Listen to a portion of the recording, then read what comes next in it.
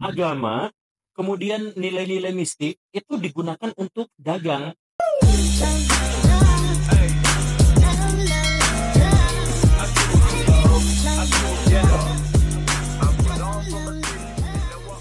Kalau misalkan kita percaya pada hal yang mistik, itu urusan yang lain. Itu urusan yang lain. Tapi kalau misalkan kita percaya hal yang mistik kemudian kita dieksploitasi, itu benar-benar keterlaluan.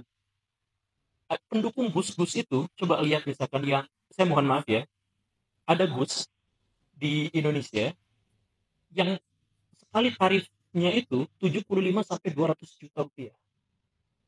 Sekali datang. Itu ternyata Gus palsu. Gus yang asli, nah kalau Gus yang asli saya sebutkan aja, namanya Gus Baha misalkan, ngundang dia berapa? Gratis. Manajernya menghargai dia 2 juta rupiah, gak usah dijemput. Jadi sebenarnya pada dasarnya apa? Sebenarnya pada dasarnya tetap gratis. Dan 2 juta itu hanya untuk ongkos pulang pergi aja, langsung habis gitu. Saya misalkan datang kemarin ke Aceh, ongkosnya itu 11 juta. Nah, jadi kalau misalkan ngundang Gus Baha tuh, kalau ada jadwalnya dia mau. Dan bahkan dibayar segitu. Nah, itu asli. Nah, yang palsu tadi itu bisa sampai 200 juta. Kenapa? Karena dia jualan apa? Jualan nasab. Saya tuh keturunan dari Sunan Anu. Saya tuh keturunan. Nah, ini kan logika mistik. Maksudnya logika mistik itu adalah kalau saya keturunan Anu, apakah saya bakal jadi seperti Anu? Gitu kan enggak. Enggak ada hubungannya. Jadi misalkan ada putra Nabi, tapi jadi ahli neraka tuh ada kan? Ada.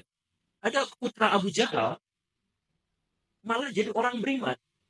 Bahkan dijamin masuk surga atau dijanjikan masuk surga. Itu ada juga yang seperti itu. Kalau memang Islam. Tapi kalau misalkan kita mau ngikut yang itu, nah ini karena keturunan kesekian dari Sunan Anu, maka dia dipanggil Gus dan kemudian dia di. Nah, itu bukan salah dianya, tapi salah masyarakatnya. Kenapa masyarakat kita menggunakan logika mistika untuk bisa mengukur otoritas spiritual seseorang? Otoritas spiritual itu harusnya ya ditentukan berdasarkan kemampuan dia dalam mendemonstrasikannya, bukan kemampuan dia dalam menunjukkan bahwa dirinya itu adalah leluhunya garis keturunan dari Sunan Anu ke Sunan Anu, tapi kita banyak. Nah, karena kita itu selalu ketergantungan pada hal-hal yang semacam itu, pada hal-hal yang mistik terus-terusan seperti itu, maka alhamdulillah sejauh ini negara kita tidak berkembang. Sejauh ini dibohong-bohongin terus. Misalkan ya, ada nggak bangsa yang, ada nggak pemimpin yang sebotut ini? Ketika PT Freeport datang ke Indonesia, misalkan ya, dia bilang sama pemimpin Indonesia bahwa di Puncak Jaya itu ada tembaga. Boleh nggak saya ambil? Anda kebagian 9,6% dari tembaganya. Kata pemimpin kita, oke, berarti 94%, iya ya, 94, 9, oh ya segitulah. Berapa sih? 90,04, pokoknya mas gitulah. 90% lebih itu tembaganya buat dia. Tapi apa ternyata? Di sana itu bukan tembaga, di sana itu adalah emas dan ada kandungan uraniumnya. Jadi emas 100% buat Freeport, uranium 100% buat Freeport, tembaganya kita kebagian 9%. Kita yang punya negara, tapi mereka yang ngambilnya. Lalu apa? Lalu kerusakan lingkungan kita yang nanggung. Kerusakan sosial kita yang nanggung. Ada separatis Papua di sana gara-gara itu, kita yang nanggung. Kemudian bencana lingkungan hidup akibat polusi, kita yang nanggung. Duitnya buat dia. Kita kebagian hanya dari tembaga saja, kebagian kurang dari 10%. Kok ada bangsa yang segoptut itu? Coba kenapa coba? Ada yang tahu kenapa bisa segoptut itu? Karena kita tidak datang langsung ke sana.